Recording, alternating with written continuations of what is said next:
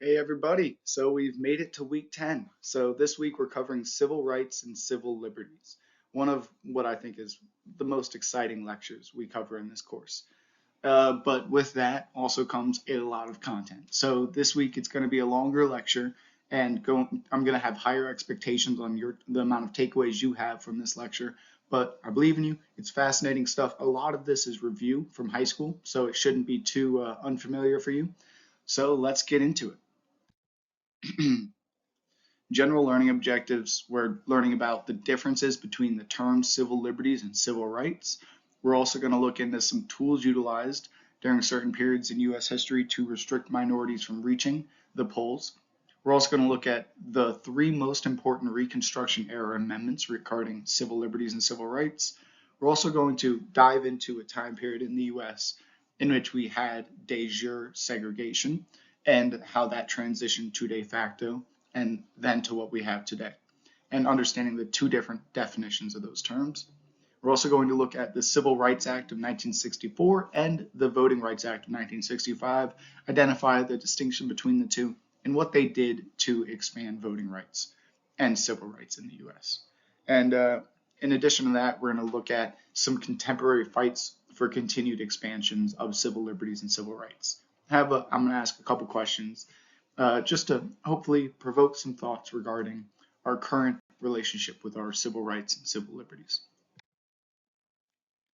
All right, so civil rights, civil liberties, and civil disobedience. A lot of words on this slide, but we want to make sure we have three clear and concrete definitions for each of these terms.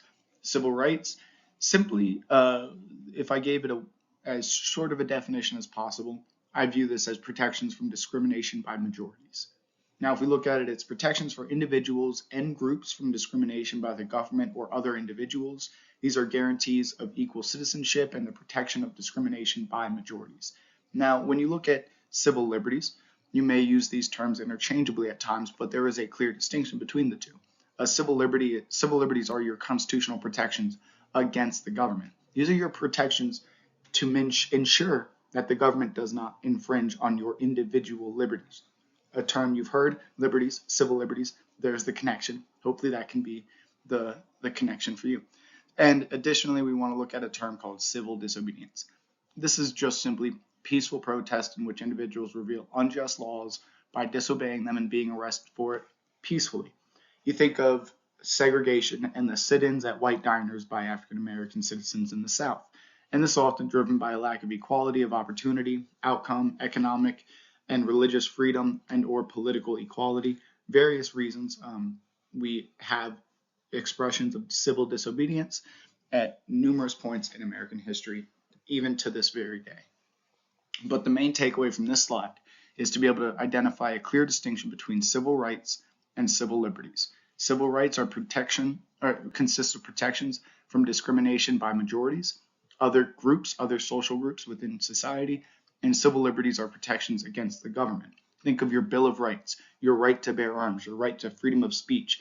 Who could infringe that right? Your government, but they cannot because of the Bill of Rights and these focuses and protections on individual liberties and civil liberties. So a lot of the topic of conversation in this lecture is going to be the struggle for equality. We're going to focus on the divisions between race that lingered throughout generations and the conflicts that revolve around them and our constitutional amendments we had to implement to adapt to the changing times. But we also want to emphasize that this equality and access to representation was not provided in one single day. We've had this fight continuing throughout generations and have had updates as recently as 2015 as we had Obergefell versus Hodges legalize same-sex marriage nationally.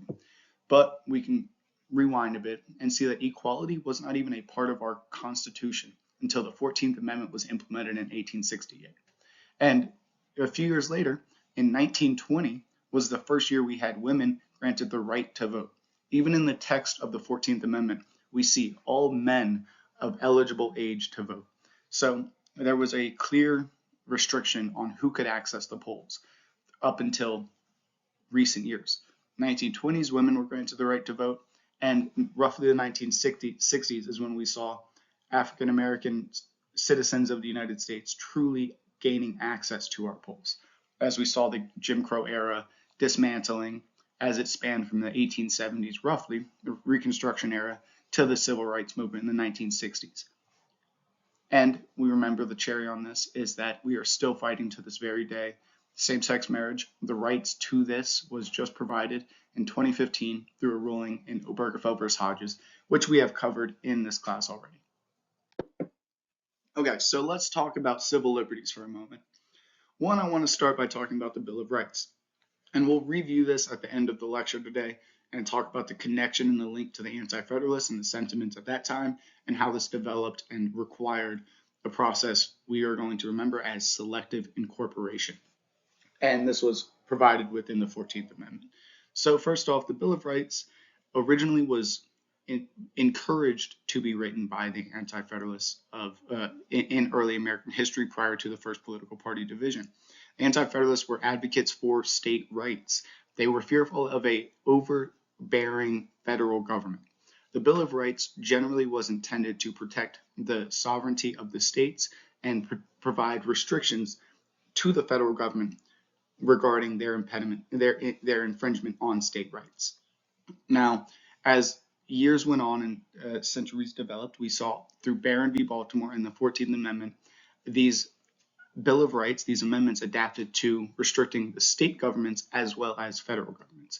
Because remember, it was at first intended to exclusively restrict the federal government and provide protections for state rights. And now we have adapted the Bill of Rights through a process called selective incorporation to apply on a case-by-case basis to the states as well, to restrict the states and protect individual liberties on an individual level. So this process began 1833. We see Barron v. Baltimore. This is a Supreme Court ruling that determined the Bill of Rights only applied to the federal government and not to the states. So the Barron v. Baltimore, a Supreme Court decision, relied on the interpretation of the constitutional text and the originalist interpretation of that time, focusing on the sentiment that our founding fathers focused exclusively on restricting the federal government, and then solidified that ruling in Barron v. Baltimore. Now, we see about 35 years later, the 14th Amendment is adapted during the Reconstruction era. This determined that, quote, no state shall enforce a law that challenges the privileges or immunities of citizens of the United States. Right there, that section emphasizes that we must have selective incorporation that makes the Bill of Rights applicable to states as well as the federal government. So the Bill of Rights originally restricted our federal government. Due to the 14th Amendment, we overruled the ruling of Barron v. Baltimore, as we have seen numerous times, again, landmark rulings becoming overruled or dismantled over time, and we enacted a process called selective incorporation. The states must now follow the amendments of the Constitution by a case-by-case basis. Numerous court rulings in the Supreme Court determined if a state will incorporate a federal amendment, and all of the Bill of Rights and all federal amendments have been adopted by the states. So a key term in this slide is selective incorporation. We have to remember the connection to the 14th Amendment and the fact that this overruled the ruling in Barron v. Baltimore, and now the Bill of Rights applies to states as well as the federal government. So this is a brief slide, nothing to remember from this slide, but I just want to ask you a couple questions. As we talk about individual liberties, there's a constant conflict that comes up, and it's a conflict between security of the state and individual liberties of the citizens. So I just wanted to ask you a couple questions relating to this time. Think for yourself, and then continue on and listen to this slide, listen to this PowerPoint. So how impactful does a threat have to be for the state to intervene? Are different challenges posing different threats and requiring different responses from the state? And building on that, how does the responsibility of the state differ when a state security threat is a foreign military compared to a pandemic? What is the role of the federal government in regarding these two different threats? What are some examples of the U.S. government restricting individual liberties in order to address a national security threat? Are these actions just? You could think far back into history, you could think just a few months ago, a few years ago at this point. You could think about internment camps during World War II. You could think about mask mandates during COVID-19. Very, very different conflicts, but we can see the restriction of individual liberties for the general sake of state security and the security and safety of the general population. So at what point do you believe your individual liberties can be infringed upon for the security of the state and the population you live around? So let's have a quick conversation about social movements in the US. I'm covering some key terms. Mainly, I want you to remember the definitions of these terms, as you all already know what social movements are. Well, for one, social movements are incentivized in participatory democracies. This is a democracy with frequent referendums, mass votes on specific government actions. Think about the current ballot. We have three ballot referendums that we get to vote on that give us direct access to our government. Now, even if we vote to pass these amendments to the state constitution, we would see that after CI 126 and CI 127, we would still have the legislature have to work out the fine details, the fine tuning of this legislation, but it could not be implemented unless the general population voted for it through their first democratic action, their first act of protest, which is voting, simply voting. Especially in a two-party system, we have a clear representative outside of government we can elect at times where we feel misrepresented. And we also see there's a term that is utilized quite frequently in political science. You've probably heard it on the news, and it's frequently utilized in the social movements context. So this term is the free rider problem. This is when those who benefit from resources, public goods, common pool resources, general social movements, but do not pay into them or underpay. Think of somebody who is representative of a collective. Think about any LGBTQ individual who wants to get married that did not contribute in the movement that led to Obergefell versus Hodges being passed in the Supreme Court in 2015. Some would argue that due to their silence on the issue, they could be considered a part of the free rider problem. Now, there is a degree where, sorry, my cat is going crazy behind my thing. All right, there we go.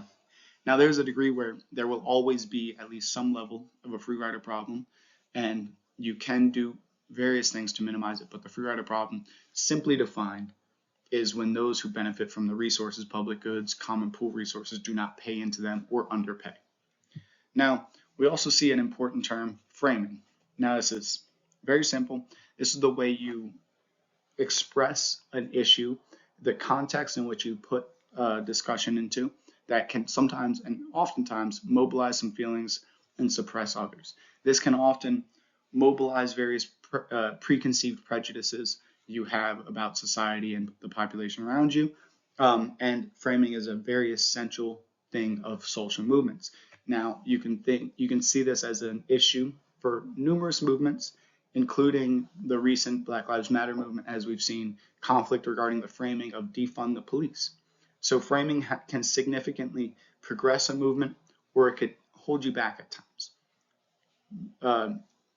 Defund the police was one that might have significantly held back a movement, but we also see various framing that we saw in the early civil rights movement.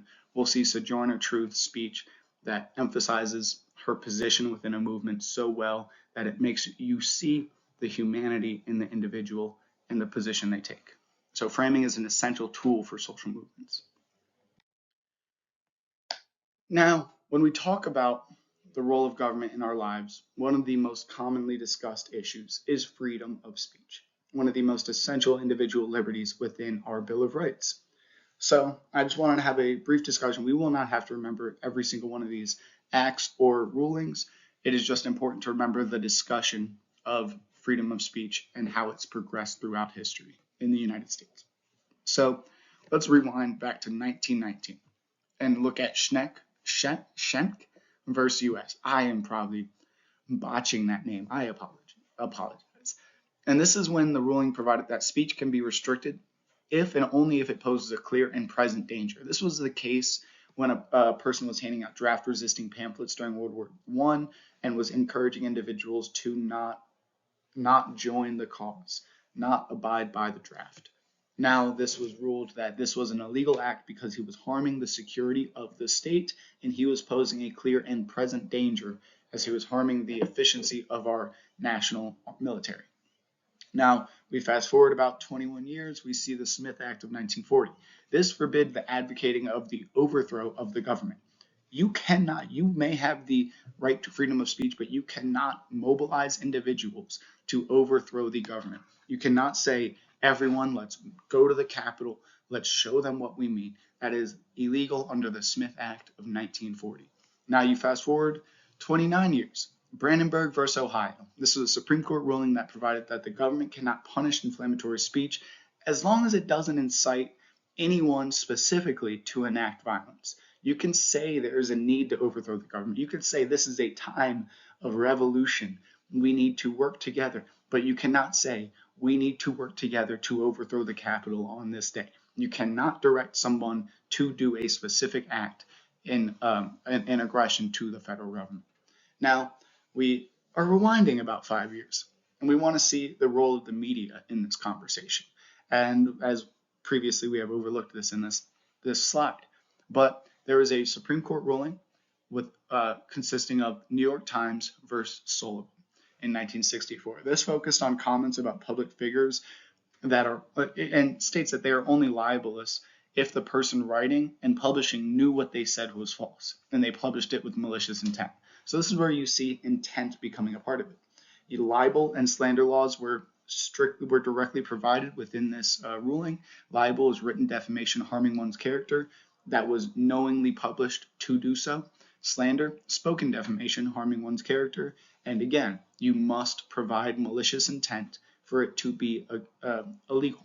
So you cannot, an overview of these points. We have the freedom of speech, the right to say whatever we please in any given moment, but we also understand that there are clear restrictions. You cannot pose a clear and present threat to the government.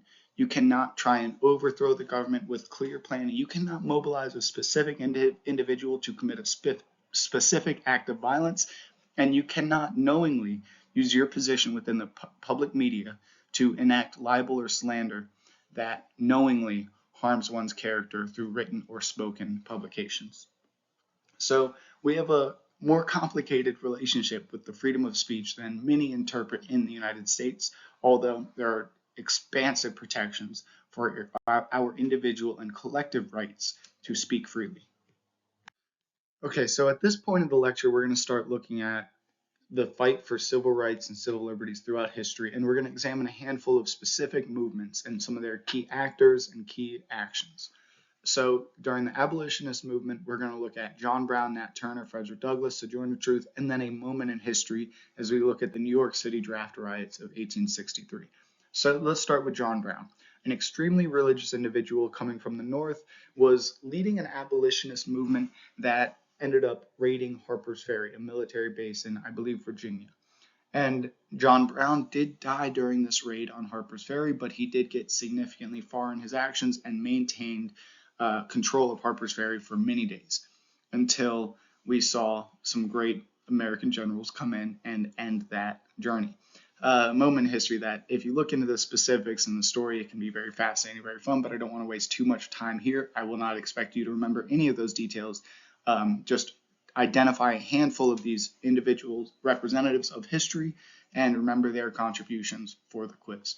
So John Brown, leading abolitionist who led the raid on Harper's Ferry, died during the raid. He believed his actions would spark a mass slave rebellion, but had one significant flaw, as he did not notify the slaves of the South of the rebellion and when it would occur, and which led to the raid on Harper's Ferry being short-lived, although he did have control over a couple days. Now let's fast forward to a bit more successful individual to a degree when it comes to rebellions, and that is Nat Turner, who lived from 1800 to 1831 and led the most substantial slave rebellion in U.S. history. And this sparked a new wave of oppressive legislation prohibiting the education, movement, and assembly of enslaved people. So there was a downside to this. Although it was the most successful and substantial slave rebellion, it was tamed after a certain amount of time, and it did result in more oppressive actions being taken on the enslaved population of the South. Now, this rebellion resulted in about 200 enslaved individuals being murdered. Sadly, just like John Brown, including himself, as Nat Turner did pass away during this rebellion. But the rebellion stifled pro-slavery, anti-abolitionist convictions that persisted in the region until the American Civil War. This really revealed the atrocities that were happening to this population within the South. Now, if you fast forward a good bit, we see, not fast forward. So, sorry, one second. We also can see the significant impact of Frederick Douglass, a great representative of American history, a great writer throughout American history, and he was even tasked to give a speech in front of the White House on the 4th of July. In this speech, he used this opportunity to convey a very important message that many Northern individuals did not fully understand. And he said, quote, "What to the slave is the 4th of July? Quote, this 4th of July is yours, not mine. You may rejoice, I must mourn." End quote. Emphasizing that this celebration, in the eyes of many Americans, for those African American enslaved in the South, this is but a day in which their rights are restricted in a name in a nation that they are not represented by. Frederick Douglass's speech revealed a sentiment that many abolitionists and anti-abolitionists in the North did not maintain or understand adequately. Now, if you fast forward a little bit to Sojourner Truth, one of the great representatives of the women's right and civil rights movement for race and equality, we saw her address the intersectionality between women's rights and racial equality. She was born a slave, escaped to freedom in 1826. She was the first black woman to sue a white man and win. She was also Ohio's at Ohio's Women's Rights Convention in 1851, she used her opportunity to provide a speech to those protesting with her. She was asked to not stand in the front of the line at the women's rights march, at the women's rights movement that they were having. And she stood up and spoke and said, "Aren't I a woman?" Emphasizing that although she may be an African American and in the eyes of many of the white women in this movement may hold back the movement, she was fighting for the rights for herself and people who look like her. "Aren't I a woman?" and maintained her place within the Women's Rights Convention in 1851 and marched along the other women and advocated for the rights of not just women, but African American women as well. Now, we also can fast forward to 1863, where we see one of the most atrocious points in U.S. history, the New York City draft riots and massacre. This was mass violence in New York City by a white mob against a black community. This is the largest mass insurrection in U.S. history outside of the Civil War. Between 120 to 400 lives were lost, and it was 1 week of constant violence in the streets of New York. We saw Union troops returning from the Battle of Gettysburg were actually the individuals that were able to stop the riots. And many historians argue that the number was far closer to 400 than it was the predicted 120. And this is notably the largest mass insurrection in U.S. history. If you were curious about other moments in history like this one, you can look at ZinNedProject.org. I'll provide it. It's in the notes if you were curious. So, abolitionist movement, we saw John Brown, Nat Turner, Frederick Douglass, Sojourner Truth fighting for their rights to be viewed as American citizens. At this time, we have not had the 13th, 14th, or 15th Amendment. They do not have a right to vote. They are not viewed as American citizens, and some of them are legally enslaved by other individuals within the United States. So let's fast forward a little bit. We see the Reconstruction era is the era where we see the benefits of the work we just examined. We see some rights being granted to individuals. We'll go over in the next slide the 13th, 14th, and 15th Amendment, which greatly expands civil rights and civil liberties for these collections. But as always, as we study in social movements, we see with every movement there is a counter movement. And to this counter movement, we saw things enacted like black codes. We saw actions by presidents like Andrew Johnson. And let's talk about those things. So during this era, we had some general goals. We just got out of the Civil War. We just granted rights to formerly enslaved individuals and abolished slavery. Well, we need to reunify the states. We needed to rebuild the South, and we needed to address the status of the formerly enslaved population. what is their role in society going to be like? Well, in response to this, Southern states enacted black codes. This was legislation passed in the Southern states to restrict rights of the previously enslaved. Some of these examples are laws that required yearly labor contracts or individuals would face arrest. That being said, that means unemployment was illegal. If you were unemployed, you were eligible to be arrested. We also saw we saw all work restricted outside of plantations for white Americans unless a tax was paid. So, I mean, for African Americans, unless a tax was paid. Apologize for that. So you were only allowed to, in many states and regions, only work on plantations. And we also, or you would pay a significant tax. We also saw this allowed for any white citizen to arrest any African American citizen for simple suspicion of a crime, utilized time and time again in atrocious points in history. As we see, many individuals were gathered up and arrested for crimes as simple as whistling or the interpretation of one whistling at another.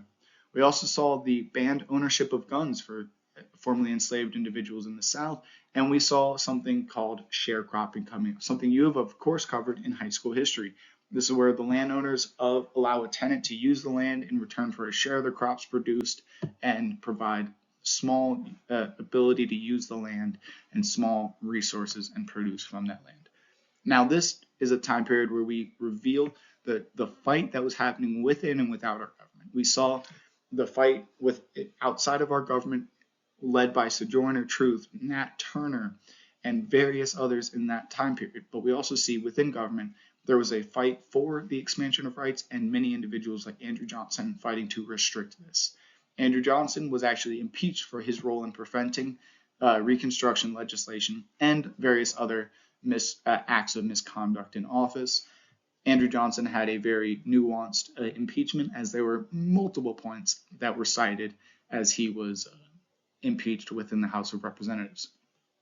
That now he was acquitted by the Senate, not because a majority of senators supported his policies, but because a sufficient minority wished to protect the office of the president and preserve the constitutional balance of powers. So we saw the Senate acquit him because they believed we needed to maintain the respect in this office, especially in a time where it came out of a civil war. This is the Reconstruction era. We need to focus on building, not dismantling. He was also cited. Many individuals were citing his vetoing of legislation that Congress passed to protect the rights of those who had been freed from slavery as a reason for impeachment, and impeached generally for numerous reasons, primarily revolving around conduct as he fired and replaced the Secretary of War multiple times. So, not a very liked individual for his policies, his actions, and his sentiment at the time.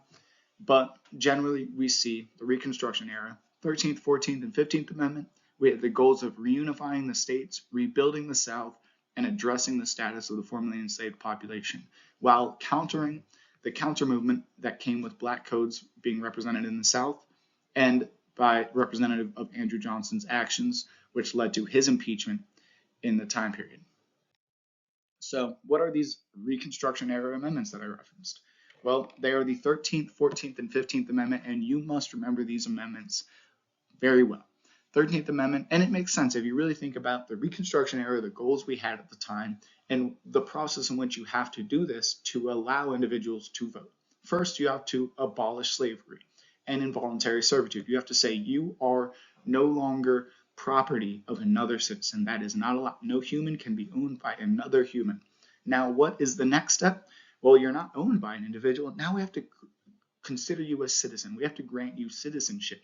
The 14th Amendment did a lot, but the primary focus in this lecture is that it provided all persons born or naturalized in the United States and considered them full citizens, provided them full citizenship. Now, what comes after full citizenship? It is the providing of your right to vote. 15th Amendment granted people the right to vote who were previously restricted due to their race, color, or previous condition of servitude. But there is one caveat. The 15th Amendment the 15th Amendment still did not provide women the right to vote in the United States. So we will see in 1920 a legislative act that did provide women the right to vote. We will look at that later on. But these are the three most significant amendments during the Reconstruction era that you must remember by heart. 13th, abolish slavery. 14th, you can become a citizen. And 15th, we are granting you the right to vote, as long as granting you the right to vote if you were previously restricted due to race, color, or previous conditions of servitude. So now African American men and Native American men can now vote. Now let's dive into the details of the 14th Amendment, because it is one of the most referenced amendments when it comes to the Supreme Court's rulings. Now, this was ratified in 1868 in the immediate aftermath of the Civil War, alongside the 13th and the 15th. There is a clause within the 14th Amendment, Section 1 particularly, which is the Due Process Clause, and this alone has resulted in protections of fundamental rights, acts as the foundation for selective incorporation, expands access to fair treatment under the law, it significantly limits government power, and does much more, acting as the significantly cited point in numerous Supreme Court rulings, even those as recently as Roe v. Wade and Dobbs v. Jackson. So Section 1 of the 14th Amendment, we're going to do a brief overview of this amendment, but just generally understand it through the lens of the Reconstruction era, and that it provided citizenship to formerly enslaved individuals while allowing greater interpretation beyond that. So Section 1 addresses state action, privileges and immunities, citizenship. This is where we see the Due Process Clause, and it provides equal protection. Section 2, I can actually read these to you. So Section 1, quote, all persons born or naturalized in the United States and subject to the jurisdiction thereof are citizens of the United States and of the state wherein they reside, citizens of the United States and the state you reside. No state shall make or enforce any law which shall abridge the privileges or immunities of citizens of the United States, nor shall any state deprive any person of life, liberty, or property without due process of law. Due process. Life, liberty, or property without due process, nor deny to any person within its jurisdiction the equal protection of the law. Now we see Section 2 addresses apportionment of representatives to Congress. This directly gives let me read this to you first. Says, quote, representatives shall be apportioned among the several states according to their respective numbers, counting the whole number of persons in each state, excluding Indians not taxed. But when the right to vote at any election for the choice of electors for President and Vice President of the United States, representatives in Congress, the executive and judicial offices of a state, or the members of the legislature thereof, is denied to any of the male inhabitants of such state, there we see the reference to males exclusively, being 21 years of age and citizens, and of course, the voting age at the time was 21, not 18, and citizens of the United States, or in any way abridged, except for participation in rebellion or other crime, the felony disenfranchisement. Right there, you can have your right to vote being restricted due to your participation in a crime or rebellion. The basis of representation therein shall be reduced in the proportion which the number of such male citizens, male once again, shall bear to the whole number of male citizens 21 years of age in such state. So we see various dimensions of this amendment that have actually been overruled in times. The focus on males being able to vote, the sentiment that you have to be 21 to be able to cast a ballot, and the degree in which felony disenfranchisement restricted individuals' right to vote due to convictions of crimes. All of that exclusively addressed in Section 2 of 5 sections within this amendment. I will stop reading the entirety of the sections to save time in today's lecture, but Section 3 forbids anyone who participates in insurrection or rebellion against the United States from holding federal office. This was referenced in recent years during a recent trial within the federal government. Section 4 addresses federal debt and repudiates debt accrued by the Confederacy. This is simply dealing with the reality that the Confederacy during the Civil War incurred a mass amount of debt within each of their independent states. Section 5 expressly authorized Congress to enforce the 14th Amendment and appropriate legislation. So we see, and that primarily says Congress has the authority to enforce this legislation. So the 14th Amendment, very detailed, primarily understood as providing citizenship to formerly enslaved individuals, but we see also maintains due process, focuses on electoral processes and the apportionment of representatives to Congress, and far more. The impacts of the 14th Amendment are extensive to the point where we cannot examine them exclusively in this lecture. Now, this is the Reconstruction era. We have gained individuals, formerly enslaved individuals, the right to vote. Now, why is it that we only saw a very minor percentage of the population voting? 20%, 25% generally at the time, but in some states like Mississippi, we only saw about 5% of the African American population voting in the 1950s, in the 1800s. So, what are the tools utilized to restrict these individuals from voting? Tools utilized from as early as the 1860s, late 1860s, up until the 1950s, 1960s when they were dismantled. So these tools, one of which is the white primaries. This is when only white citizens could vote in a primary election. They were able to do this because primaries are run by the political parties, and the political parties were able to enact white primaries before it got to the general vote. We also saw the grandfather clause. This restricted voting to those who could exclusively individuals who could prove they had an ancestor, not just an ancestor in the United States, but an ancestor who voted in the United States prior to 1867. Imagine how difficult that would be for individuals today. I don't even know if parts of my family were American citizens yet in 1867. So that, of course, dismantled over time. We also see the two that we refer to quite often. We know this is a review from high school history: poll taxes and literacy tests. Poll taxes required the payment of a small fee to vote. Oftentimes, people that were formerly enslaved did not have extra cash on any level and were not able to pay poll taxes, restricting them from voting. Additionally, people were asked to read, recite, and interpret oftentimes highly complicated texts, and only African Americans in the South were asked to take these literacy tests. And oftentimes there's even some argument that many of the white populations, although they were not required to take the literacy test, struggled to pass the same literacy tests that were required for individuals within the African American population in the South. So in addition to these tools that were within our state governments, within our political parties, within our primary processes, we saw social barriers to voting, including violence of peers, which occurred often in southern states.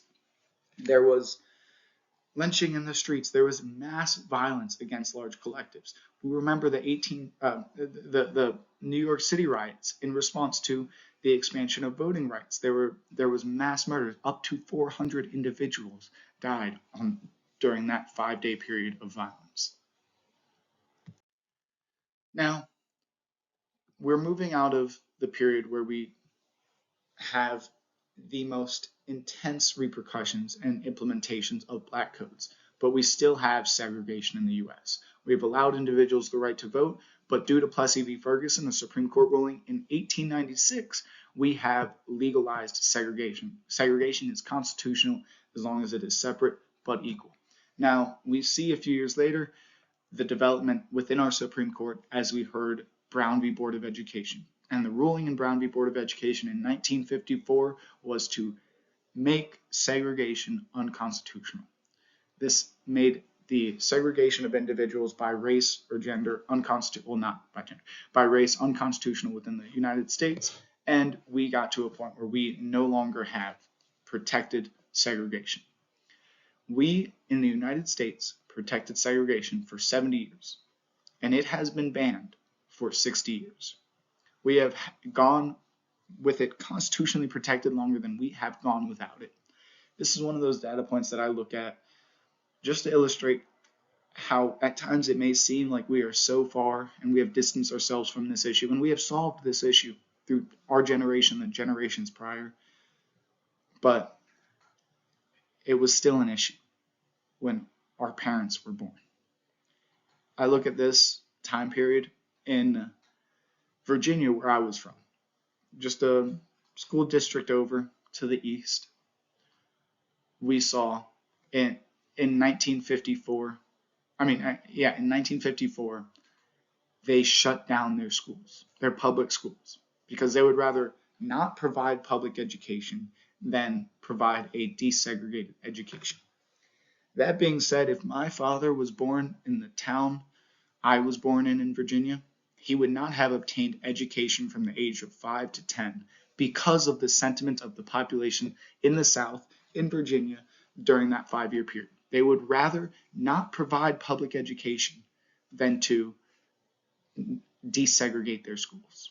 We see members of representatives within government like George Wallace, who we talked about in the past, who represented this pro-segregationist sentiment, gaining mass public appeal, obtaining one of the highest percentages of the vote in the 1968 presidential election as a third-party candidate, revealing the degree in which the general population supported pro-segregation sentiments.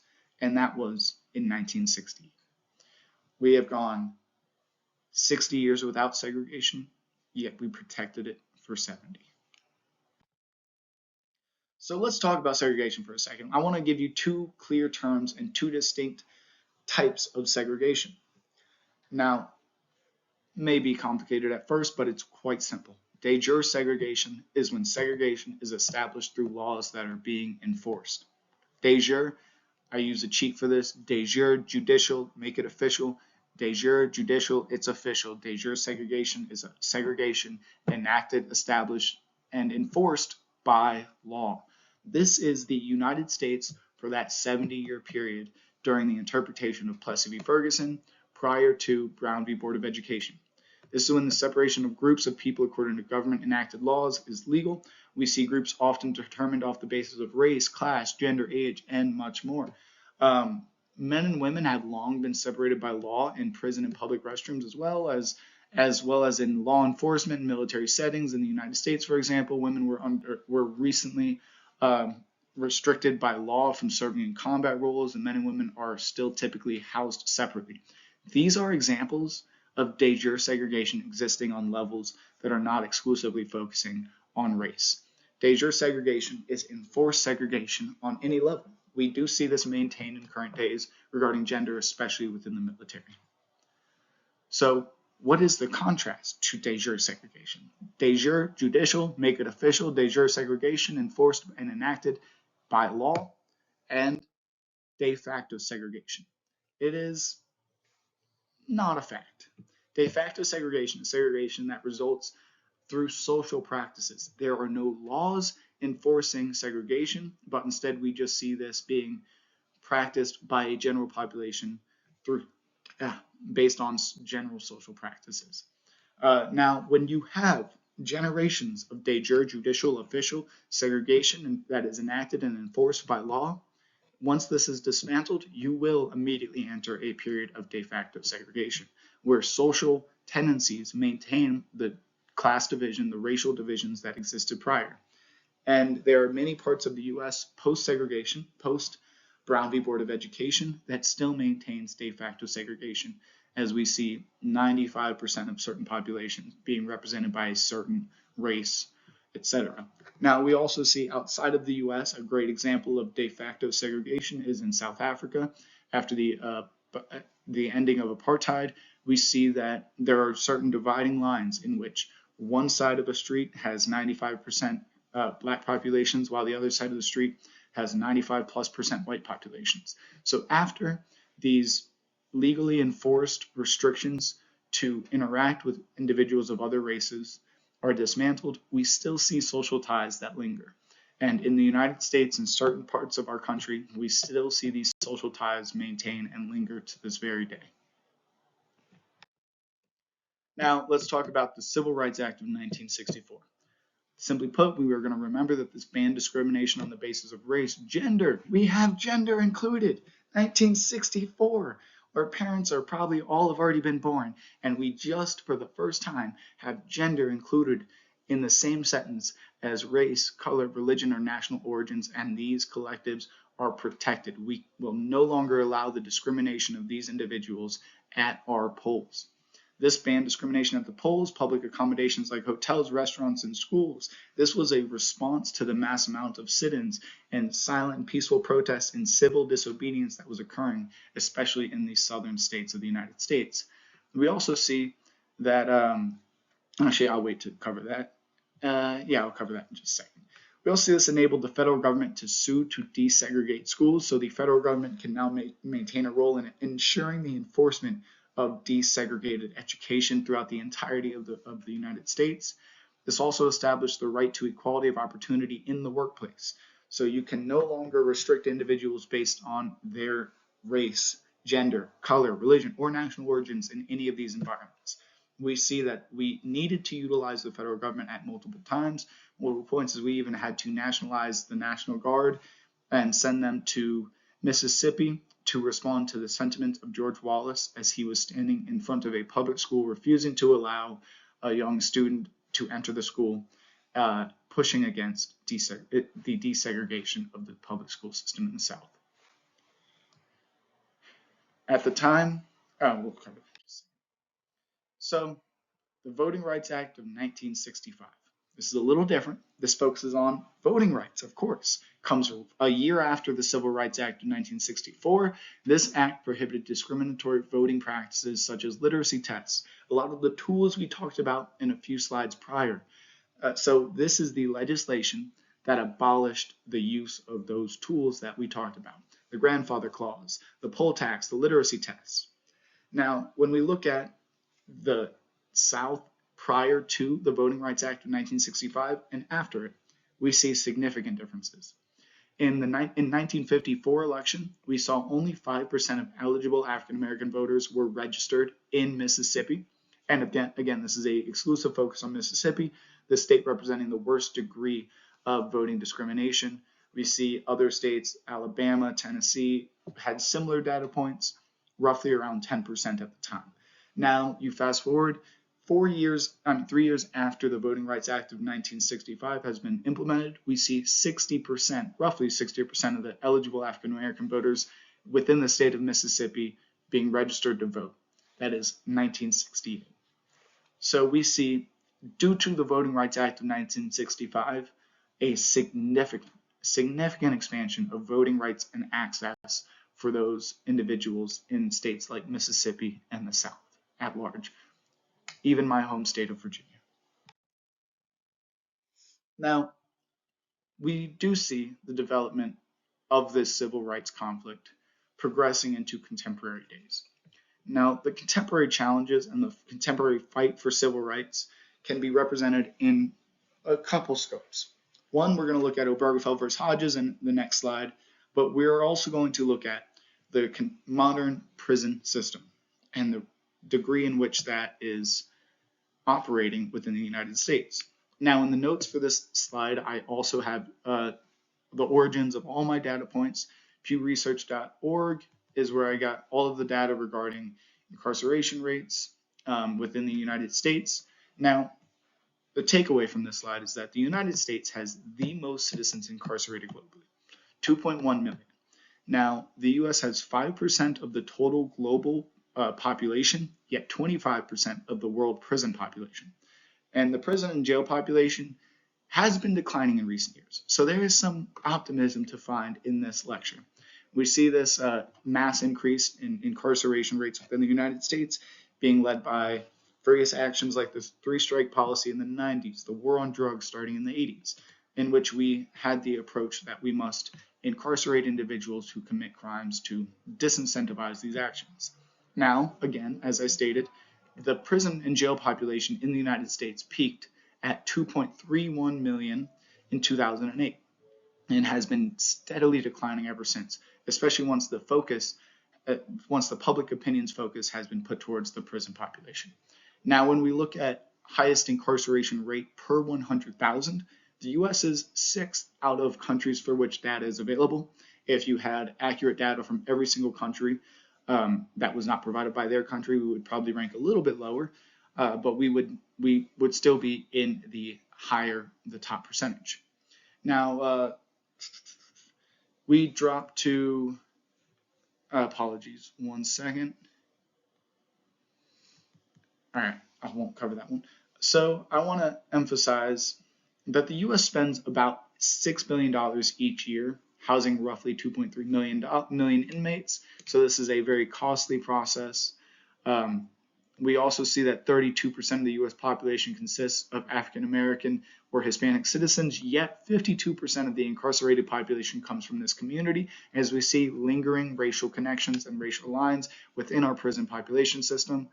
Now, as I said prior, this is a nonpartisan issue. This has happened due to various policies enacted by both Democrats and Republicans, from mandatory sentencing, three-strike laws, the change in sentiment regarding how we address drug violations, use of drugs within the United States, and we have seen mass increase in incarceration rates in the US, but in recent years, a steady decline.